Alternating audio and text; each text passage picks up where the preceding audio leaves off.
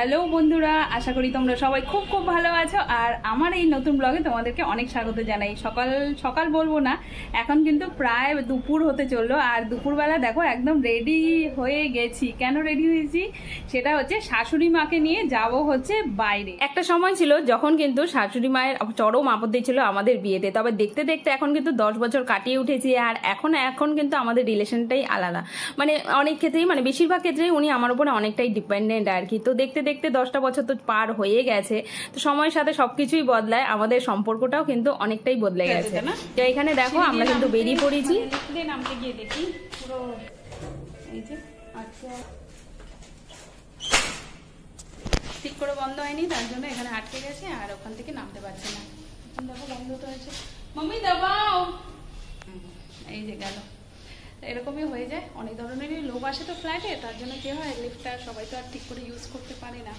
তো মা তো হাঁটতে নামতে পারবে না সিঁড়ি দিয়ে, তো ওর জন্য মাকে বললো তুমি দাঁড়াও, আমি যাই গিয়ে লিফটটাকে পাঠাচ্ছি। তো আসছে, দেখা যাক। লিফটটা নামতে গিয়ে আবার 2 থেকে দেখো 1-এ আটকে গেছে, গ্রাউন্ডে আসবে সেটা আর আসেনি। আর মা সেটা বুঝতে পারছিল না, তাই আমি আবার উপরে গেলাম, একতলায় গিয়ে সেটাকে বন্ধ করে তারপরে মাকে নিয়ে নিচে আসলাম।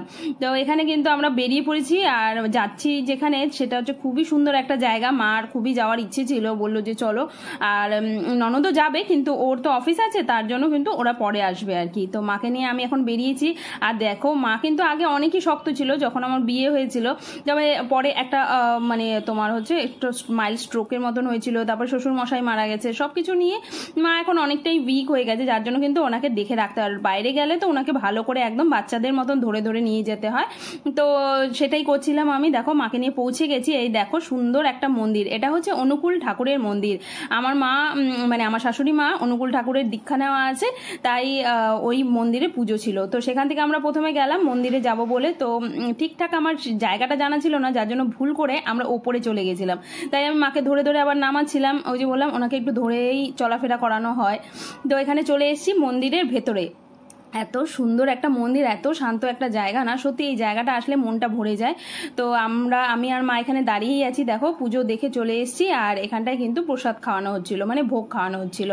তো সেই জন্য আর এখানে আমরা বসে গেছি ভোগ খেতে।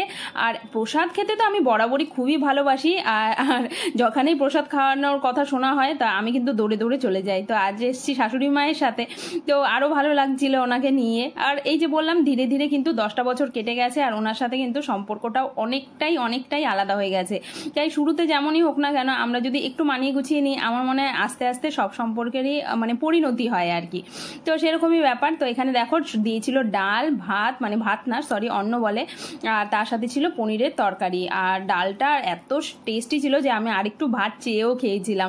তার সাথে পরে আবার দিয়েছিল কিন্তু চাটনি, আর তার সাথে ছিল মিষ্টি। এত সুন্দর খাওয়ার পরে কি মনটাই শান্তি, মানে এত ভালো লাগছিল।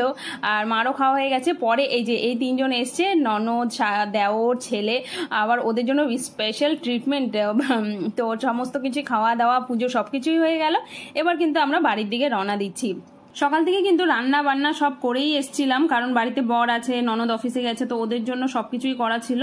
তো একদিকে ভালোই হয়েছে। আর আমরা কিন্তু গিয়ে প্রসাদ খেয়ে এলাম, মনে হচ্ছে বিকেলে আর রান্নাটা করতে হবে না। এটা ভেবে ভেবেই কিন্তু আমার মনে মনে দারুণ আনন্দ হচ্ছিল। আর এমনই সময় হঠাৎ ননদ এসে বললো চলো বৌদি একটু ঘুরে আসি। ঘুরে আসি বলতে একটু কাজই ছিল, খুব একটা দরকারি জিনিস কিনতে যাচ্ছি, আনন্দও হচ্ছে খুব।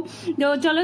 আর আজকে যে এই যে এত গরম লাগছিল না, যার জন্য কিন্তু এই একটা ড্রেসটা যে এটা সিল্কেরই কিন্তু খুব হালকা, তো এটাই পরে নিলাম। ভাবলাম যে গরমের মধ্যে আর কি পরবো, আর এটা হচ্ছে ওই ফ্রক টাইপের, তাই এটাই ঝটপট করে পরে নিলাম। আমি এদিকে রেডি হচ্ছি, আর আরেকজন কিন্তু বারবার করে ওদিক থেকে আমাকে দেখে যাচ্ছে। এই যে ছেলে, ও পড়তে বসেছে, কারণ ওর হচ্ছে খুবই তাড়াতাড়ি স্কুল খুলবে আর কি। তো ওর অনেকগুলো পড়াটা বাকি ছিল, হোমওয়ার্ক ছিল। তো আমি বললাম যে তুই থাক, আর ওইখানে গিয়ে তোর আর কাজ নেই, এত গরমের মধ্যে গিয়ে কি করবে। আর আমি কিন্তু রেডি হয়ে গেছি এখানে একদম। গুড ইভিনিং, ফাইনালি আমি কিন্তু রেডি হয়ে গেছি। আর বুঝতেই পারছো আজকে কিন্তু ঘোরাঘুরির দিন মনে হচ্ছে, তাই আবার আরেকবার রেডি হয়ে গেছি, কারণ যাব হচ্ছে এই তো বলতে পারো ওখানে ঘোরাও হবে, একটা কাজও হবে। যদিও ছেলে ওখানে বসে আছে, ওকে নিয়ে যাচ্ছি না। আয়ুষ আয়ুষ কি হয়েছে বেটা, কি হয়েছে? দুঃখ, অনেক দুঃখ, মা ওকে নিয়ে যাচ্ছে না, তার জন্য অনেক দুঃখ এখন বেটার। কিন্তু কিছু করার নেই, ওর স্কুলের কিছু কাজ বাকি আছে। আর সেই তোমার হচ্ছে মঙ্গলবার দিন স্কুল খুলবে, তো কি করা যাবে এখন, ওই কাজটা তো কমপ্লিট করাতেই হবে, আর ওর পাপাই ওকে করাতে পারবে, যার জন্য আমি বললাম থাক আজকে, নেক্সট উইকেন্ডে আমরা কোথাও যাবো। তো এখন এই যে রেডি হয়ে গেছি পুরো, আর ননদ দেওর নিয়ে যাচ্ছি একটু নাগের বাজার। আর নাগের বাজারে এখন কেন যাচ্ছি সেটা তো তোমরা ওখানে গেলে দেখতেই পারবে আর জানতেই পারবে। চলো তাহলে যাই, ঘুরে আসি, আর দরকারই যাচ্ছি বেসিক্যালি। তো চলো, এখানে ননদ বানাচ্ছে চা, গরম গরম চা খেয়ে তারপরে যাওয়া হবে। আর রেডি হয়ে গেছে দেখছো, ওকেও নিয়ে যাচ্ছি কিন্তু আজকে।